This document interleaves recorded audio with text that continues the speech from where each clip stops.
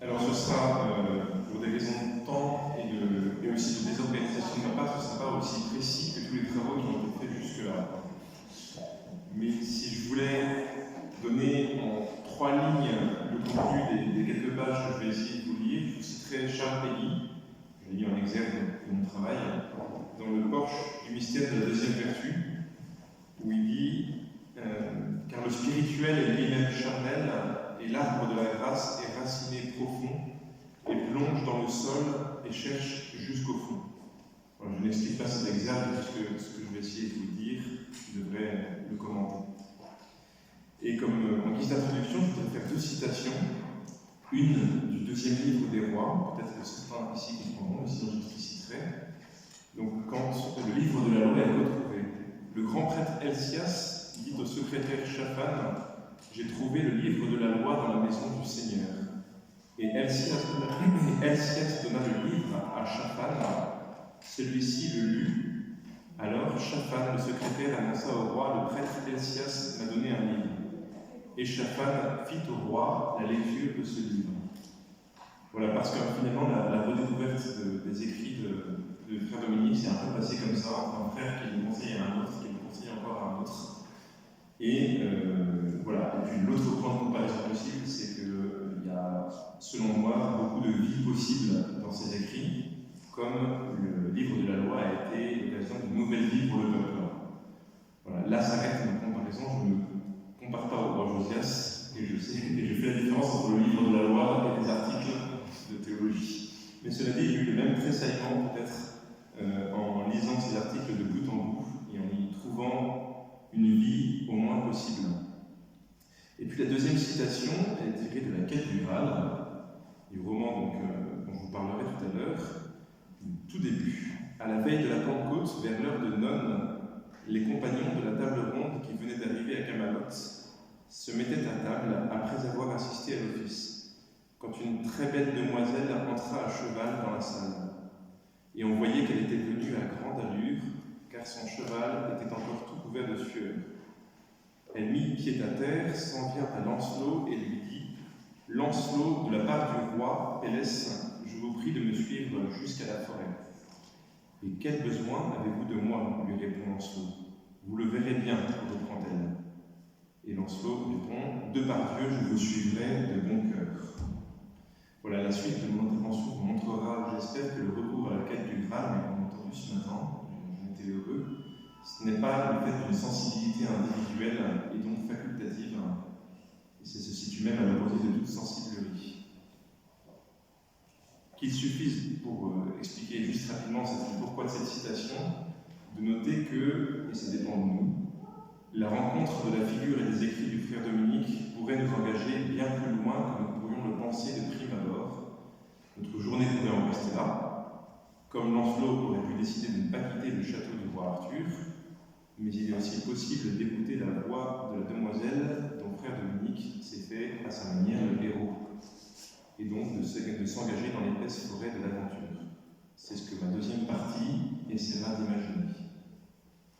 Voilà, encore un avertissement avant de commencer ma première partie. Frère Raphaël nous paraît les écrits de frère Dominique à une icône, à une peinture. On s'en est pas parlé, mais c'est exactement l'image qui m'est venue. J'aurais même dit une tapisserie. Et la richesse d'une tapisserie, comme par exemple les tapisseries de Bayeux ou de l'Apocalypse à Angers, c'est que justement on ne peut pas, même si on regarde de bout en bout, tout dire du premier coup. Donc ça veut dire que je ne vous donnerai que quelques lignes de ce que j'ai lu, en étant bien conscient que j'aurais besoin de tout relire. Je pense que je le ferai. Et puis, de même, une tapisserie, on ne la découpe pas en morceaux. On est obligé de la regarder de manière globale, d'en dessiner des lignes, d'y revenir. On ne découpe pas une tapisserie pour j'en prends, j'en laisse. Essayez de faire ça à Angers et vous verrez ce que les gardiens vous diront. Si vous arrivez et que vous étudiez la tapisserie de Angers avec des ciseaux, vous verrez la réaction des gardiens et vous risquez de vous trouver en prison. Voilà, Paul Claudel comparait ce genre d'exégèse des tapisseries ou de la Bible au travail de la mythe sur une tapisserie. J'essaierai donc de ne pas être une mythe, mais de garder le regard émerveillé. Ce qui n'empêche pas les critiques. D'ailleurs, la critique que je vais vous faire, elle est très rapide, je la fais maintenant. maintenant, parce que c'est pas ce sur quoi je vais m'arrêter, c'est qu'il manque Saint-Clair. Mais il n'y a pas eu le temps. Enfin, en tout cas, elle n'est pas très présente, mais il n'y a pas eu le temps, j'en compte qu'il n'a pas eu le temps de le faire. Voilà. Mais j'imagine comment on pourrait le faire. Donc, première partie, je vais essayer de mettre 3 grandes lignes de comment François apparaît dans les écrits. Donc, je fais une lecture transversale. Quel François apparaît? Alors, ça va regrouper des choses que Frère Raphaël a dit forcément. Et donc, dans cette première partie, la première ligne qui saute aux yeux, qui a sauté à mes yeux, c'est un François symbolique et donc bien réel. J'insiste, un François symbolique, donc réel. Peut-être n'est-il pas inutile de préciser ce que j'entends par symbolique, en vous citant Mircea Eliade ou Marie-Madeleine Davy, qui sont même cités par Frère Dominique. Est symbolique ce qui permet, de manière non conceptuelle, de saisir ou au moins de percevoir la réalité profonde des choses. Par définition, donc, on ne décortique pas un symbole et on ne cherche pas à l'enserrer dans des définitions. Tolkien aurait dit que est criminel celui qui désosse une chose pour comprendre de quoi elle est faite. Voilà. Si je cite le Seigneur des Anneaux. Par définition, donc, on ne décortique pas un symbole et on ne cherche pas à l'enserrer dans des définitions. On se laisse imprégner par lui et on l'expose aux autres, comme dans la liturgie, pour qu'eux-mêmes se laissent imprégner et soient ainsi en contact vivifiant avec la réalité que le symbole contient. Par ailleurs, tout symbole recouvre une réalité complexe et demande d'être vu, entendu, senti, touché ou goûté plusieurs fois. Le symbole ne peut se réduire à une synthèse. Il tient ensemble et met à disposition du récepteur des éléments qui seraient vus comme contradictoires si on essayait de les transcrire de manière purement conceptuelle. Et ça, c'est vraiment important. Vraiment, c'est vraiment la croix. La croix qui tient ensemble le ciel et la terre, la pauvreté, la richesse, les symboles de nature, etc. Si on s'en tient au seul conceptuel, eh bien, on est dans la contradiction. Le symbole a cette force de mettre ensemble des points qui seraient vus comme contradictoires. Donc là, je vous cite encore Carl Jung, mais cité par Carl Jung, cité par Frère Dominique. Donc en quoi François est-il un homme symbolique? En quoi la personne de François est symbolique? Frère Dominique le montre de bien des manières. Ainsi en est-il par exemple le rapport de François au langage. Chez François, la parole, qu'elle soit proclamée ou chantée, est un symbole qui contient la parole de Dieu elle-même et le pouvoir transformant de la parole de Dieu. C'est pourquoi Saint Dominique et Saint Paul, justement, on est en train de dire avec frère André qu'il ne fallait pas rentrer dans une canonisation trop vite de notre frère. Mais c'est pourquoi frère Dominique insiste sur le sens concret des mots chez François. François recommande d'éviter le vain discours, le discours vain, puisque la parole s'est faite abréger sur la terre, et ce n'est pas par une pieuserie mortifiante que François dit ça, je vous cite Frère Dominique, mais parce que les mots vains, les mots vides, sont du non réel, du non-être, du mensonge. Dès qu'une parole est creuse, elle est mensongère. D'où la recommandation de François d'avoir des mots brefs et qui soient vraiment symboliques, c'est-à-dire qui contiennent la vie. Un retour à ce sens concret des mots, je bats ma coupe en premier, et de la manière de les faire vibrer pourrait peut-être aider nos homélies et discours ecclésiastiques à sortir du verbiage qu'on peut observer à tous les niveaux de l'Église, et pourrait aussi aider nos chants liturgiques à sortir de la sensualité excitante ou endormante, suivant les sensibilités, quand bien même les paroles seraient reprises de l'écriture de Sainte Thérèse de l'Enfant Jésus, du Père Marie-Joseph ou de Charles de Foucault. Je vais essayer de ne pas trop m'exciter, mais ça c'est un insiste personnel. D'où l'importance d'un sens concret des mots et d'un langage symbolique. Quand il commente les différentes biographies et écrits de Saint François, Frère Dominique fait une comparaison qui me paraît très juste entre l'exultet, le préconium pascal, l'annonce pascale qu'est l'exultet, et le préconium, l'annonce pascale franciscaine. L'exultet réveille l'Église qui est sidérée par la mort de son Seigneur, et l'annonce franciscaine de François et ses compagnons réveille une Église et un Occident en bourgeoisie. Je crois que pour des questions de temps, je ne vous cite pas tout ce que Frère Dominique écrit. Je crois que la comparaison est juste. Voilà, je voudrais insister sur la puissance symbolique de la parole de François, selon Frère Dominique, mais vous comprenez que j'adhère à ce qu'il écrit. Il ne s'agit pas d'abord d'une belle et forte prédication qui touche les cordes sensibles des auditeurs pour les inviter à la réflexion et à la conversion, ce qui serait déjà pas mal. Mais la parole de François va bien plus loin. Elle va droit au cœur anthropologique. C'est plus profond que l'affectivité. Elle passe par l'affectivité, mais elle va plus loin. Et à la parole de François, on peut prêter ces textes de l'Écriture parce que c'est une parole qui colle à celle de Christ. Elle est vivante, la parole de Dieu, énergique et plus coupante qu'une épée à deux tranchants. Elle va jusqu'au point de partage de l'âme et de l'esprit, des jointures et des moyens. Voilà, les spirituels, elles l'ont bien compris. On peut les critiquer, on peut les aimer, mais quand ils mettent en scène François qui juge ses frères, qui ont été plus ou moins franciscains, on les a dans les écrits de combat spirituels au XIVe siècle, on a cette conscience que la parole de François peut juger de la vocation d'un frère, tellement elle est coupante, tellement elle est concrète. Il en va de même d'ailleurs pour la parole chantée, et chantée dans un lieu précis. François la veut belle, sobre et virile. Voilà. François est aussi profondément symbolique dans le soin qu'il donne aux pauvres, et plus spécialement aux lépreux.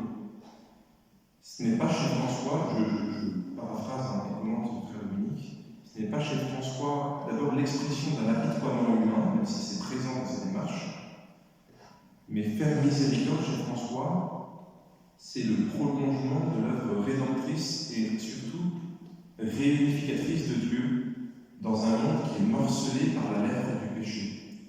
C'est-à-dire que pour François, je vous cite Frère Dominique, le baiser au lépreux est l'anti-Babel. Babel, c'est le morcellement de l'humanité. Et François, en allant soigner des lépreux, il vient soigner, il vient prolonger le Christ, qui vient réunifier l'humanité morcelée par la lèvre du péché. C'est par là je vous cite vraiment Frère Dominique, c'est par le service du lépreux que François redécouvre l'unité de l'être et du langage des choses. C'est là, dans le service des lépreux, selon l'on croit son testament, qu'il découvre cette dimension de sa vocation. Servir pour redonner à l'être d'être perçu dans son unité. Là où on percevait les lépreux seulement par leur maladie, François les perçoit dans leur personnalité. C'est moi qui glose. Servir pour retrouver ce langage d'un avant la faute. Servir pour être le héros du grand roi, je cite dans le premier article.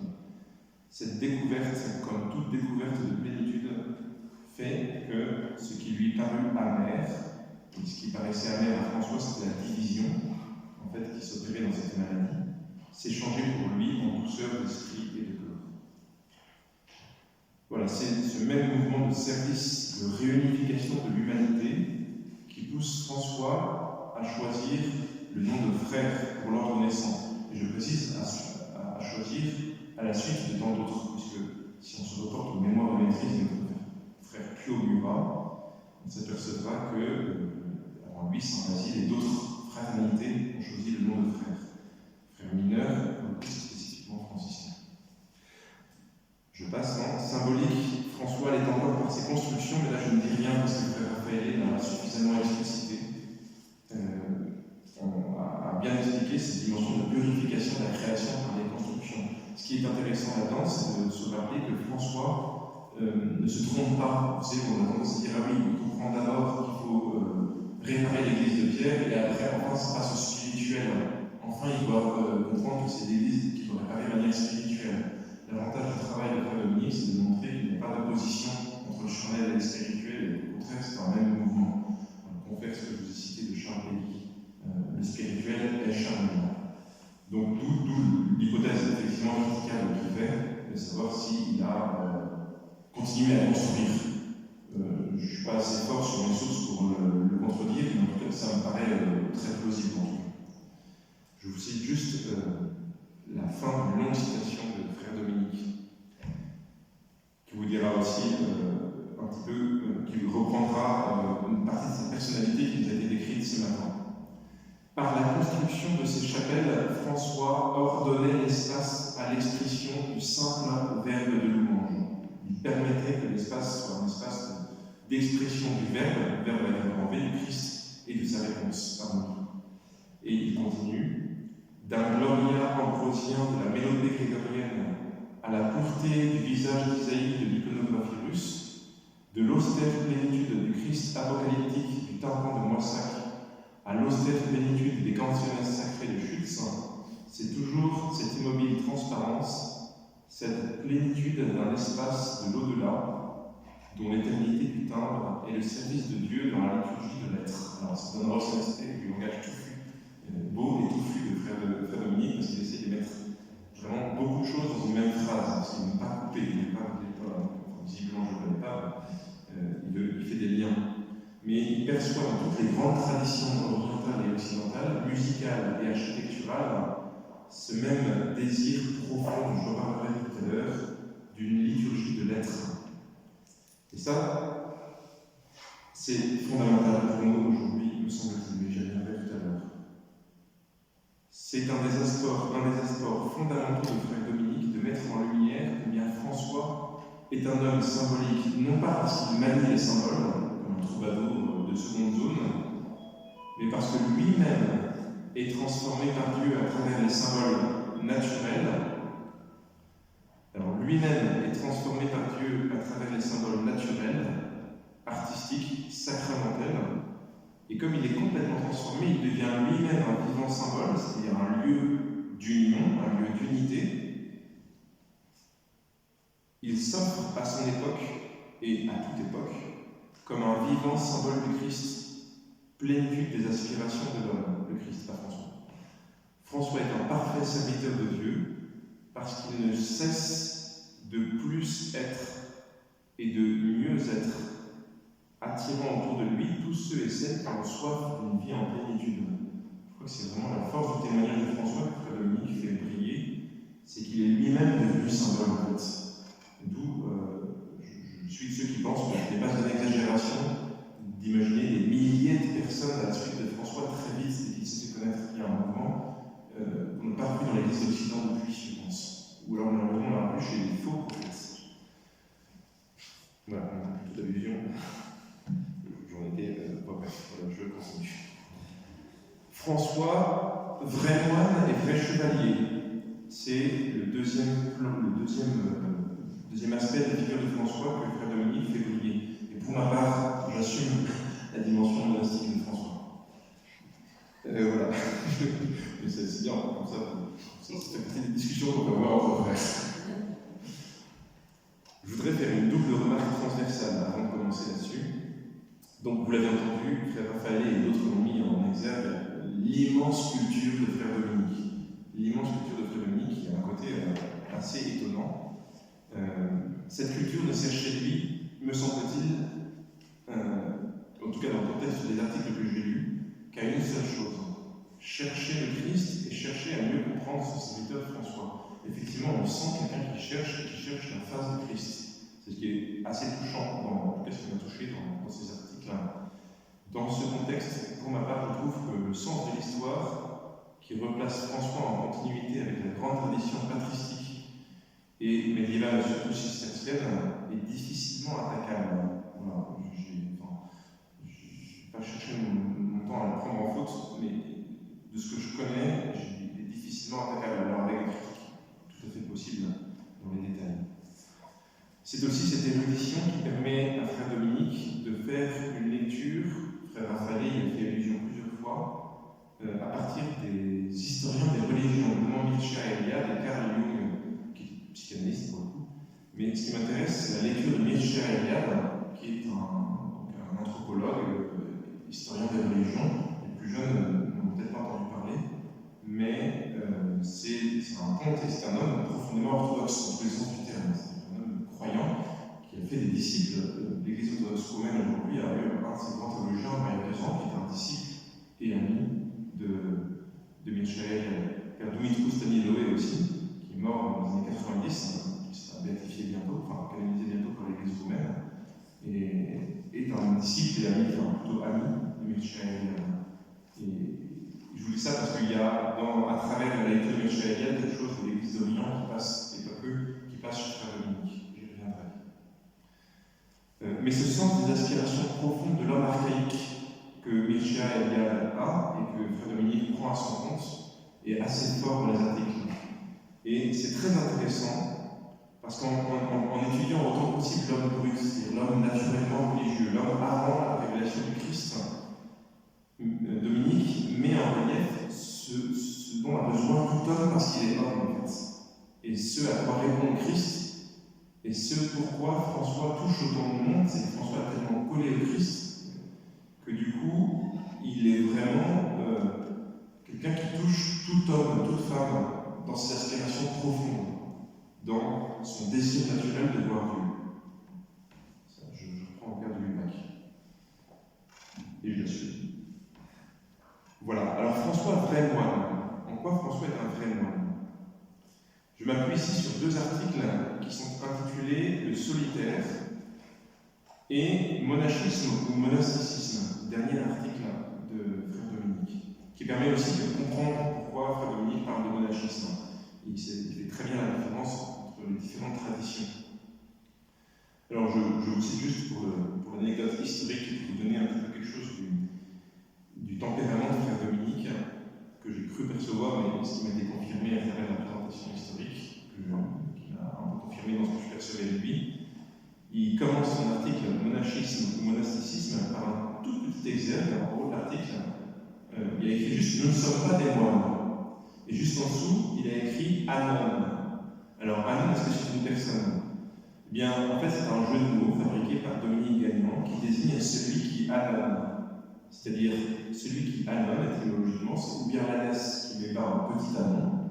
Ça pourrait être très mignon, sauf qu'ici, c'est la dimension péjorative de l'âne qui prend le dessus, puisque annonner signifie ordinairement lire ou réciter par ignorance ou par incapacité quelque chose qu'on comprend à peine. Pour faire très bref, et j'imagine volontiers Dominique dans des moments d'agacement, et visiblement c'est un peu vraiment fort, considérer que ceux qui répètent les tours de bras ne sont pas des moines, sont des ânes. Voilà.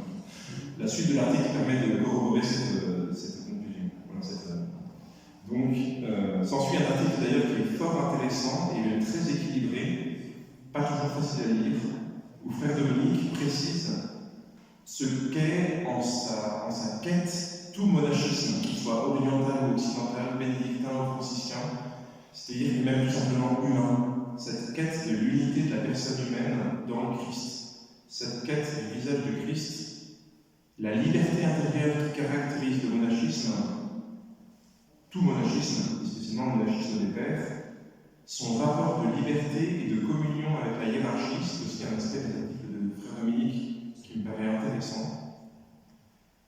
Et puis le caractère, excusez-moi, je vais revenir à un mot un peu technique, le caractère paradigmatique que revêt le monachisme pour tous les chrétiens.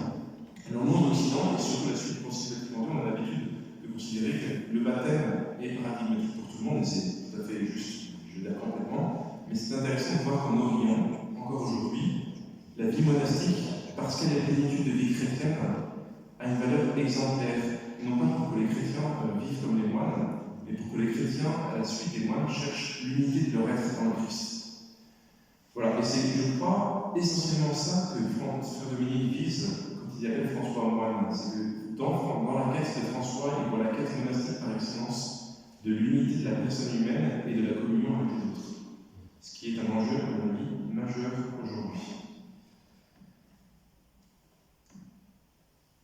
Alors, sur cet aspect monastique de François, puis après je vais passer, Frère Dominique fait on a l'habitude, enfin vous savez pas, mais on a l'habitude généralement d'amener que le bénédictin est un miles Christi, soldat du Christ, tandis que le franciscain est un pacifiste amoureux du monde qu'il a comme cloître. Voilà, et puis du coup on dit voilà, la nature comme cloître, et donc on n'a pas de cloître, puisque c'est les bénédictins qui ont le cloître. Voilà, c'est un petit peu rapide, et je suis peut-être jugé parti, mais voilà, ça fait partie de mon tempérament. Ceux qui me connaissent le savent. Frère Dominique montre bien que Benoît et François sont tous les deux des soldats du Christ, mais différemment. Effectivement, effectivement, chez Benoît, en tout cas dans la compréhension bénédictine du temps de François, il y a le fait d'assumer complètement la mentalité féodale. Ce que François, donc avec un abbé et donc une hiérarchie, un grand nombre d'intermédiaires pour une grande organisation et l'organisation du service de Dieu dans une cité qui se veut l'icône de la cité céleste. Frère Dominique a l'audace de prendre dans le terme de gardien, chez les gardiens qui sont supérieurs, l'image différente du soldat de Christ.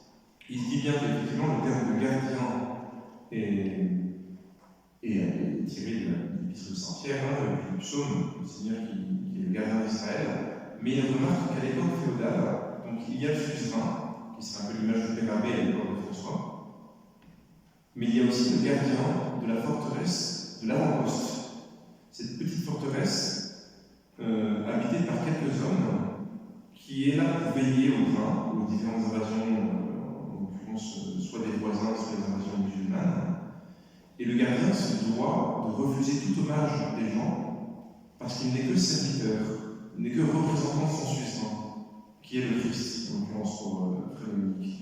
Et pour Frère Dominique, le terme de gardien est aussi inspiré du contexte dans lequel François vit, c'est-à-dire de ces hommes qui sont au service de leur suzerain et seulement au service, mais qui sont de vrais soldats. Voilà, ça pour éviter une comparaison, une vision parfois un peu mièvre de la vie franciscaine. Il y a une vision, c'est là où toute la dimension du combat spirituel, du combat tel que la vie monastique l'a mis en lumière, est complètement assumée par François. On dit, alors je n'ai pas trouvé la source de Saint-Clair, il voulait que les pères soient lus à table. Mais je n'ai pas trouvé. C'est un frère éventuel qui est franciscaniste lui-même qui m'a dit ça, mais il ne m'a pas donné la source.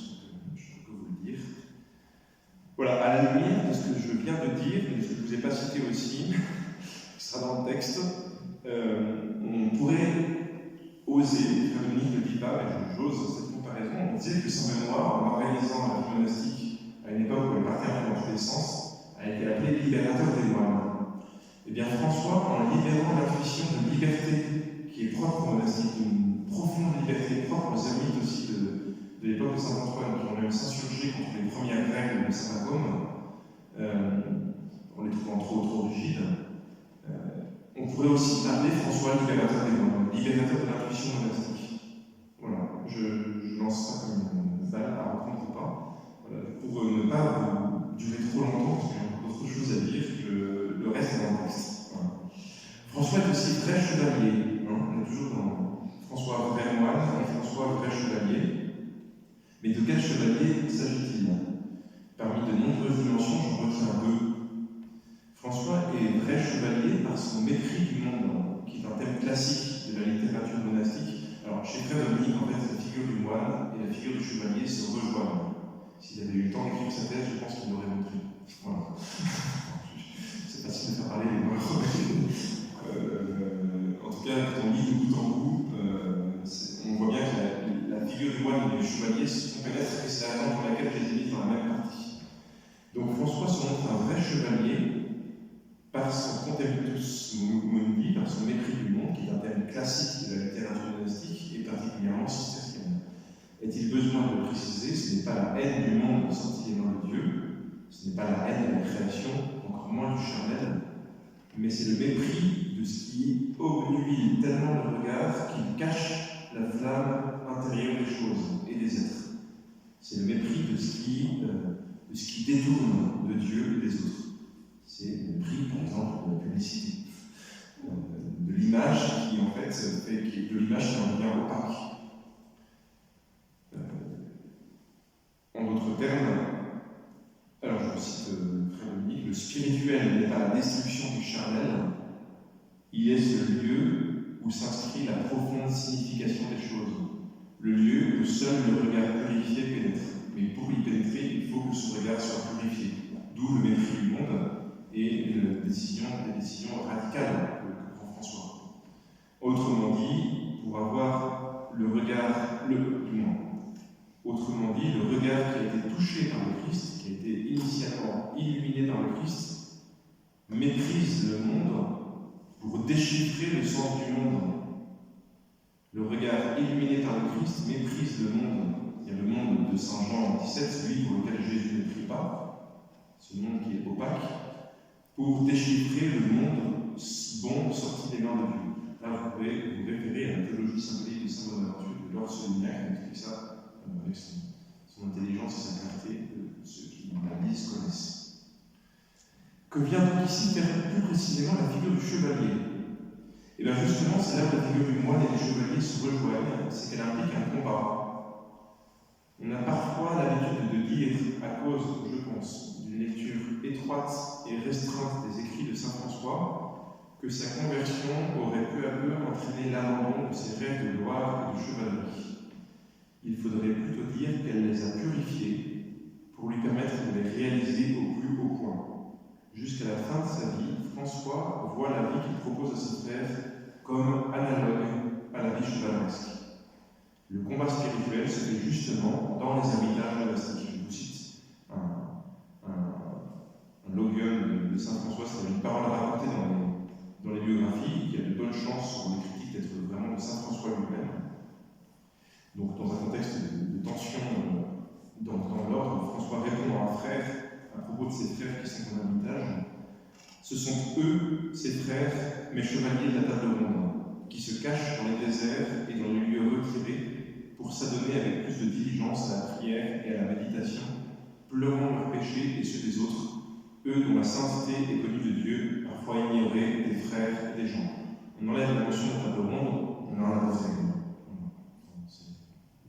Je suis en train de lire une série en ce moment, on peut la mettre dedans.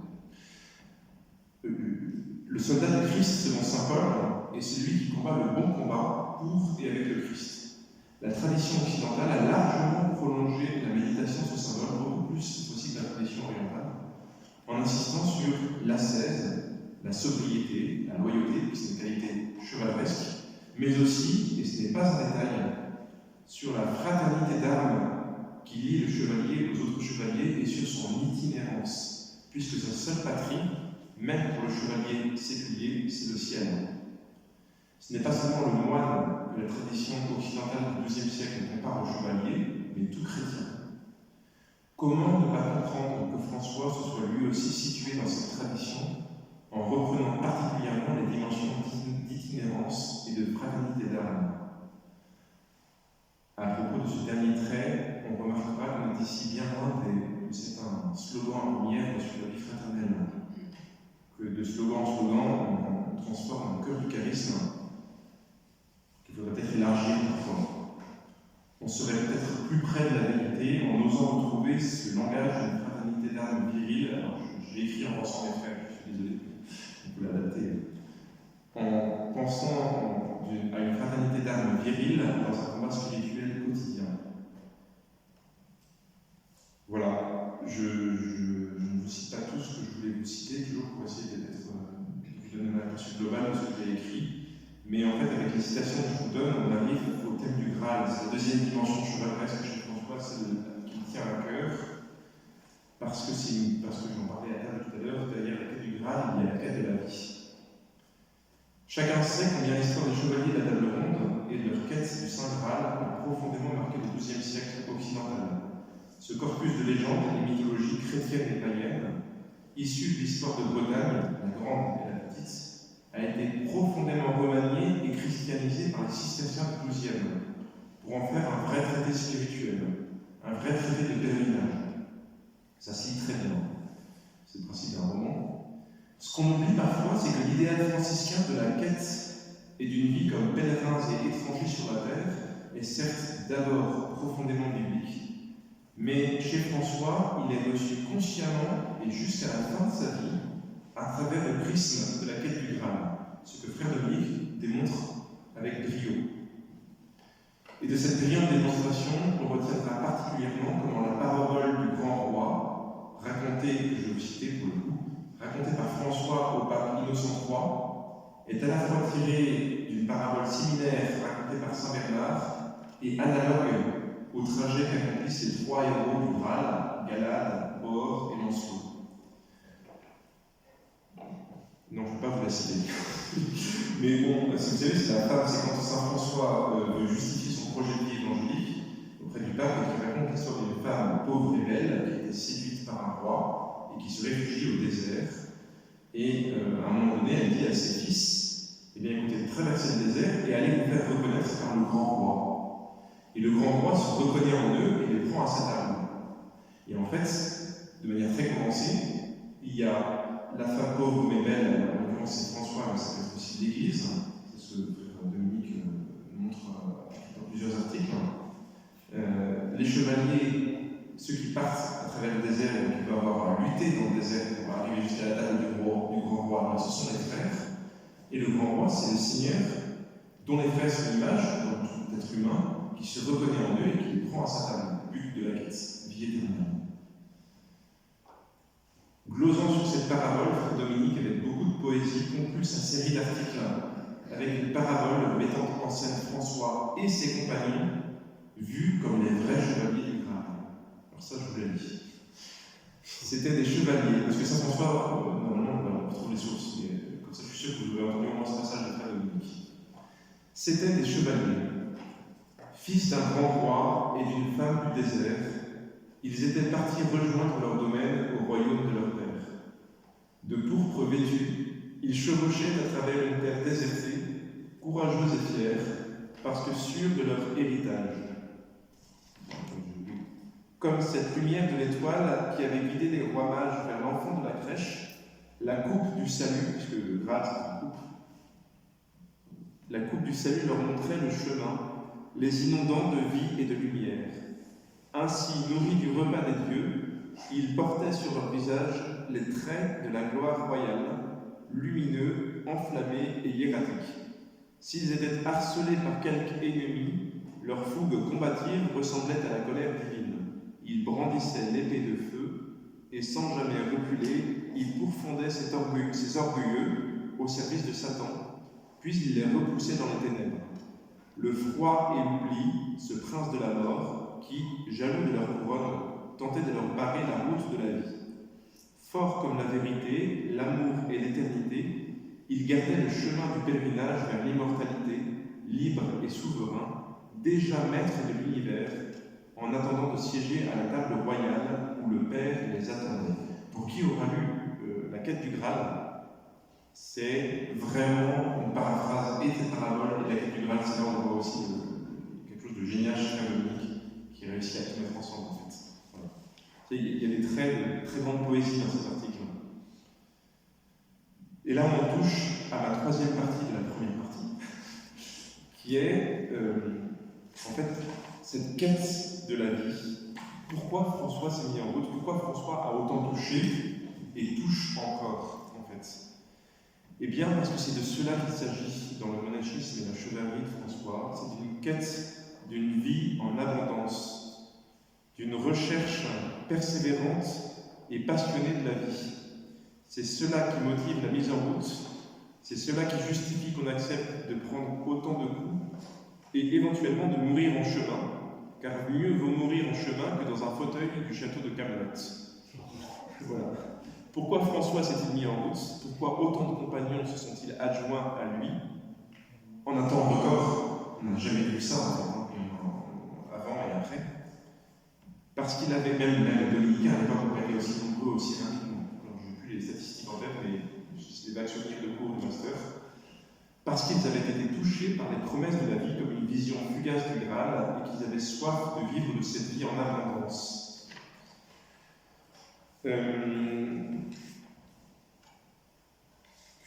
C'est ma troisième partie que j'ai déjà commencée, c'est la question de la quête de la vie. Excusez-moi, je ne suis pas quelqu'un de très ordonné.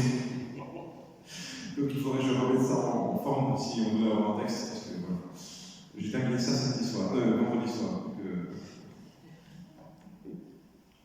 Parce que chez François, cette quête de la vie, c'est une quête de la déification. C'est une quête.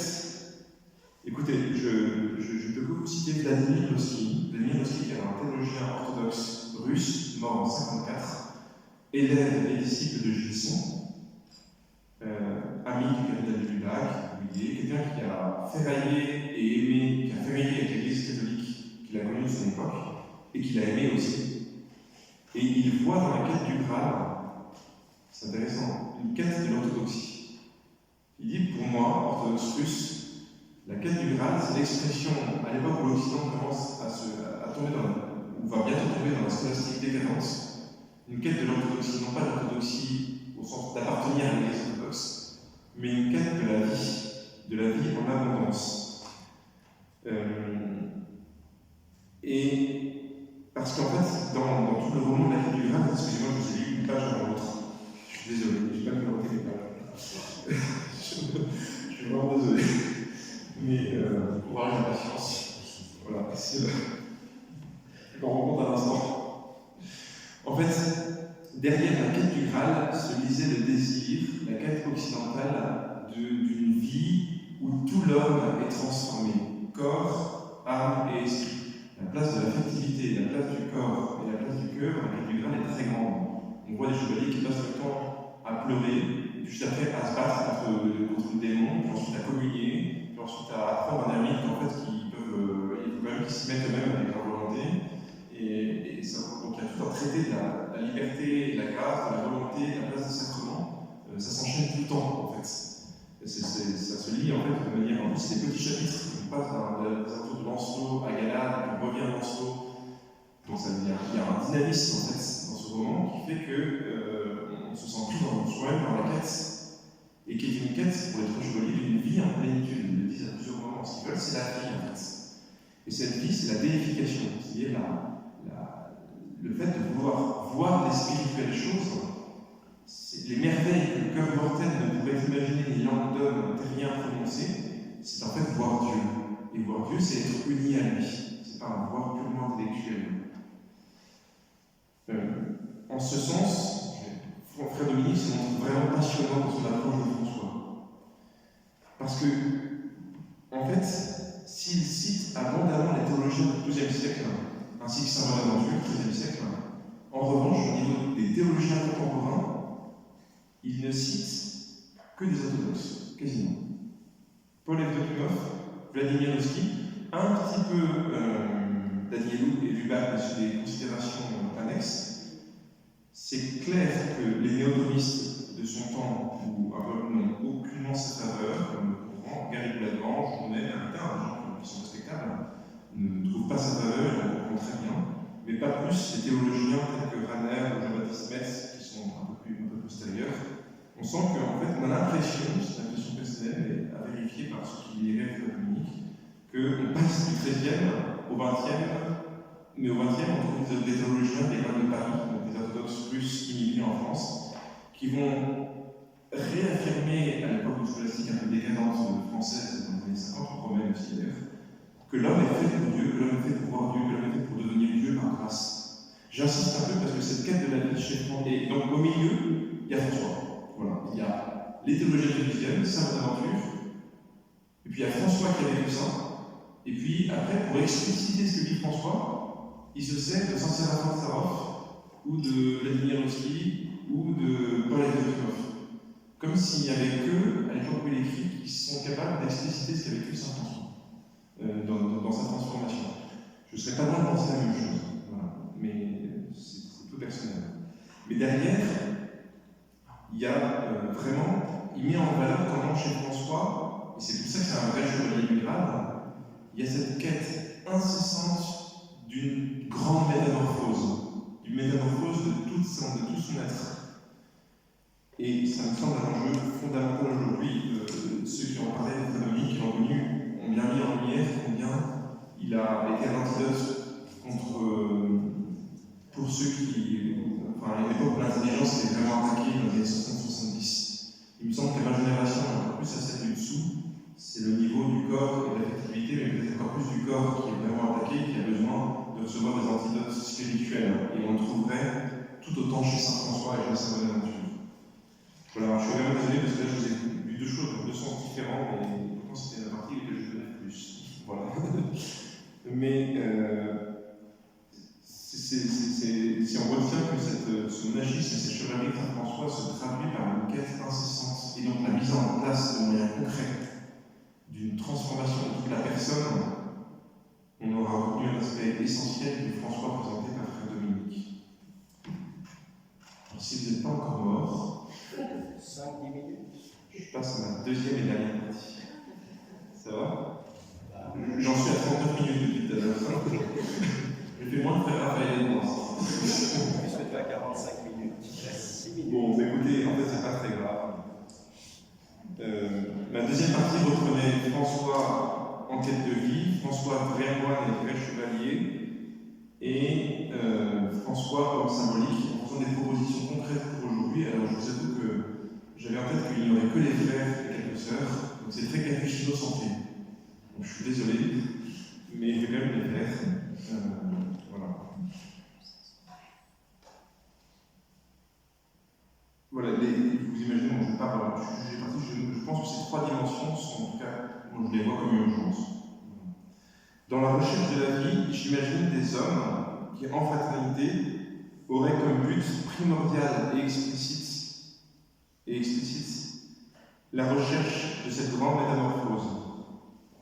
Je parle ici non pas seulement de frères qui se consacreraient au Seigneur, ce qui est le but de toute vie religieuse, mais de frères qui s'autoriseraient à se rappeler mutuellement et souvent ce but, en chapitre par exemple, en ne permettant pas à la fausse pudeur de faire taire la parole ou à l'esprit blasé de railler ce qui serait apparemment trop ardent. Le rôle du gardien, tel que celui qui aurait l'autorité, serait d'encourager personnellement chaque frère à cette recherche de Dieu et souvent, à partir de là, se déclinerait tout le reste de la mission de la fraternité et son quotidien. Voilà, je zappe. Dans une vie franciscaine monastique, j'imagine des frères qui oseraient assumer le terme monachisme en sachant de ce qu'il recouvre. Je ne vous ai pas cité Angelo Clareno et tant de spirituels du XIVe siècle qui reprennent les écrits de Saint Jean Climac et Saint Jean Cassien, les premiers traducteurs de Saint Jean Climac en Occident, donc qui est le père des moines, qui est considéré comme un père de la vie monastique en Orient, et bien ce sont les franciscains, dont Angelo Clareno, qui dit d'ailleurs dans son commentaire de la règle, nous sommes des moines. Il le dit, alors pourtant il lutte contre la conventualisation de l'ordre. Ça devrait nous faire réfléchir.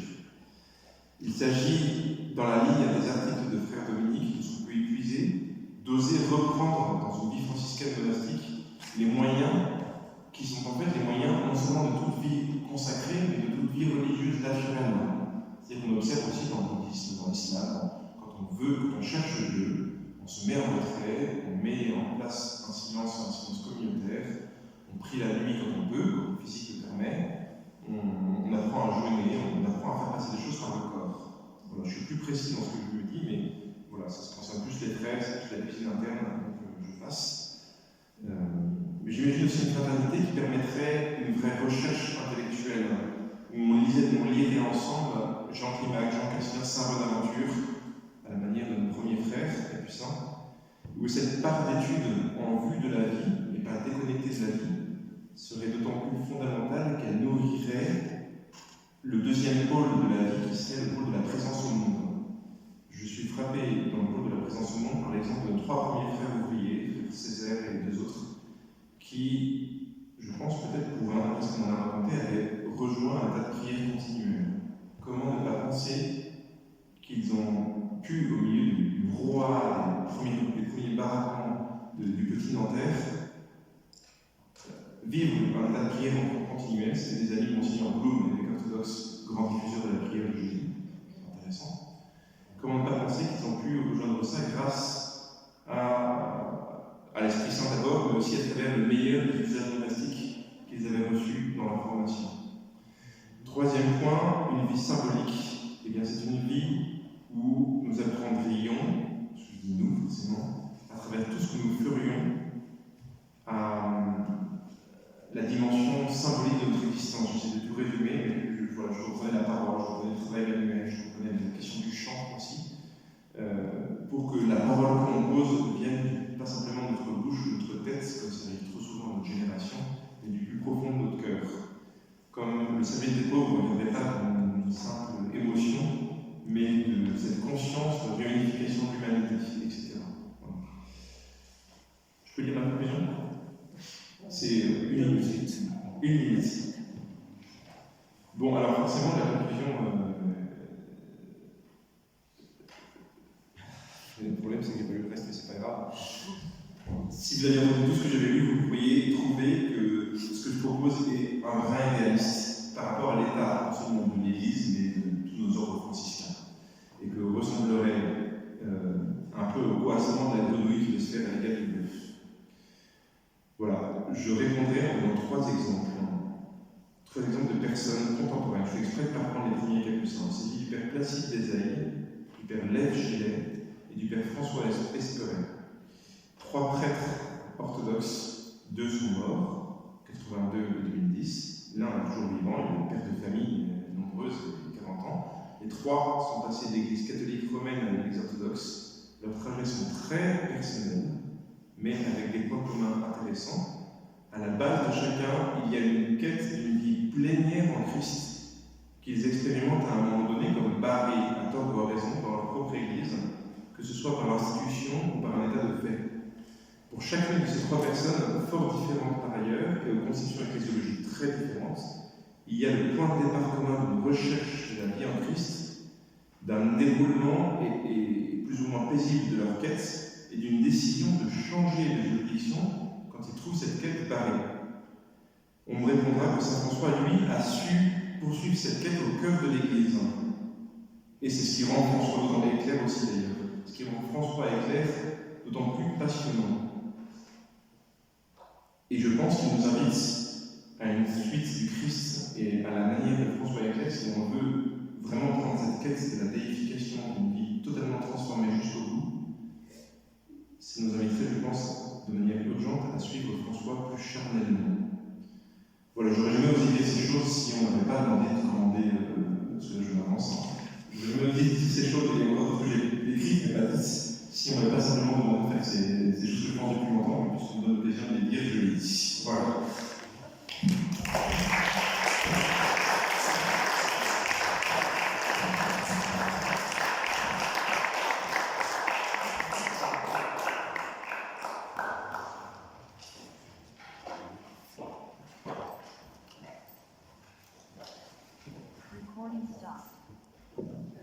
Donc, comme on s'est rendu compte, l'œuvre du Père Dominique est très riche. Il y a quand même une grande lacune qu'il s'agit d'exhumer et de piocher, de travailler. C'est sa thèse de philosophie, qui est un institut, j'ai noté dans mes notes, un institut philosophique au Canada. Donc sa thèse de philosophie, c'est quand même 560 pages. Et pour arriver à faire la synthèse de sa pensée. Je serais vraiment heureuse que l'un des frères, vous ou d'autres, que cette richesse de travail du Père Dominique soit connue, soit creusée, et puis que ce soit un sujet de thèse, que tout son travail soit mis en lumière et surtout en lien avec sa thèse de philosophie. Donc quand même très très original parce que sa thèse de philosophie parlait de saint François. Alors finalement, dans l'après-midi et même dans la journée, il n'a pas du tout été expliqué finalement sur le travail de saint François sur le livre de la nature. Et donc c'était surtout dans ce sens que la vie du frère Dominique avançait, puisqu'il avait commencé à travailler une thèse en lettres sur le cantique du frère Soleil. Et donc avec toute cette spiritualité du livre de la nature, que la création parle de Dieu. Voilà. Donc, qui a envie, dans la famille franciscaine, de travailler avec le frère Dominique, mais de tout, parce qu'on a parlé là cet après-midi de l'étude franciscaine, mais il y a des articles, 2 articles dans le Lorensanum, 2 articles dans l'Antonianum, et puis il y a sa thèse, et puis il y a l'article de, oui, en fait, il fait partie de ces 2 articles, il y a aussi l'article de Dominique qui quand même critique très très fort le livre d'Éloy Leclerc sur son approche du cantique des créatures. C'est quand même assez mordant. Hein. Voilà. Je remercie beaucoup à vous tous pour la participation de cette journée. Jusque dans papier de Dominique, on a retrouvé, disons, des ébauches de sa thèse. Oui, tout à fait. Ça serait intéressant à voir. Voilà, tout à fait. Alors, Ça m'intéresserait. voilà. Alors, c'est tout à fait riche. C'est dans la dernière errance qu'il nous a donnée. Et donc, il montre quand même un petit peu le plan de sa thèse. Et lui, donc, comme on vous a expliqué, toute son approche de Saint François et de tout, c'est selon la spiritualité du XIIe siècle, avec une lecture symbolique de l'écriture et avec les sens des trois sens spirituels, anagogiques, tropologiques, troisième. Voilà. Et donc je pense qu'il pensait faire une étude du quantique d'écriture selon les sens spirituels de l'écriture. Voilà. Donc là, de toute façon, j'ai scanné toutes les errances. Si vous voulez jeter un petit coup d'œil dans les quelques minutes qui suivent, ma sœur Blandine, là, je l'ai rendue, elle a les errances, et il y a le scan. Voilà. Et c'était quand même intéressant parce que pour les autres choses, le frère Dominique a repris, mais là, la dernière errance, on a quelque chose dont il ne parle jamais. Quoi. Oui, parce que ça, c'est pas tombé dans le secteur public. C'est moi qu'on puisse dire. Voilà, il a dit que ce n'est pas tombé dans le secteur public, donc c'est moi qu'on puisse dire, ça c'est encore pas du tout connu. Voilà.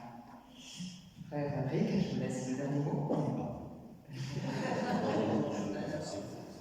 Oui, donc là on n'a pas du tout creusé François, le livre de la nature finalement, mais le frère Camille Bérubé aussi explique même dans la tête de Dominique, sans doute que c'était pas clair, quoi. Il avançait, il donne le titre François livre de la nature, mais en fait on ne comprend pas très bien de quoi il s'agit, et finalement ça ressort pas mal des interventions qu'on a eues cet après-midi, où aucun des deux frères n'a parlé du livre de la nature. Alors qu'est-ce que c'est, quoi? C'est complexe, le vocabulaire de la nature est un vocabulaire complexe. Et pour nous, il est complètement piégé depuis Spinoza, la race Deus. C'est le porte-drapeau du l'immanentisme radical. Donc tout est Dieu. On ne va pas discuter là-dessus, mais il faut savoir. Non, et puis c'est important aussi de creuser le sujet, parce que face à l'écologie qui devient un véritable idéalisme, il faut bien situer les choses, finalement, au niveau théologique. Et là, ce que dit François, c'est pas François des petits oiseaux, c'est très très bien construit et sérieux. Je me souviens très bien de la Dominique qu'effectivement on présente François comme un amoureux de la nature, qui parle des petits oiseaux, machin, un côté très très romantique. Alors en réalité, c'était pas ça. Il insistait là-dessus, moi j'en percevais une petite partie à l'époque quand j'avais 20 ans, mais c'était finalement, il voyait Dieu présent, et qui parlait à Dieu à travers la nature. Et donc, c'était pas du tout côté romantique.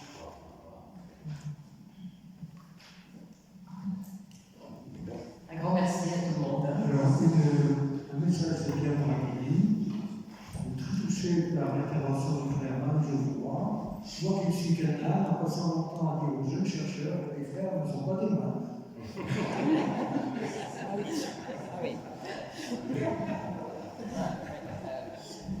Je voulais ajouter que, bon, comme on a dit, le père Dominique a une culture époustouflante, et c'est vrai que parfois, quand on lit, il y a un article qui fait 60 pages, avec des digressions à n'en plus finir, en fait, on ne sait plus où on en est. Parfois, c'est un peu décourageant. Alors, moi, quand j'ai étudié les articles, parfois, je barrais les pages. Après, il faut tomber sur ses pieds, on voit où est-ce qu'on en est. Voilà, c'est tout fou. Voilà, donc là maintenant, on a dit à 5h15, il y a les verres, mais néanmoins, il y a une petite pause. Vous pouvez aller ouvrir le frigidaire et prendre des rafraîchissements. Et puis, après les vêpres, là, il y a un petit quart d'heure de battement, et il y a la messe, mais là, de toute façon, les vêpres et la messe, c'est Saint Thomas. Voilà. Merci beaucoup. Merci.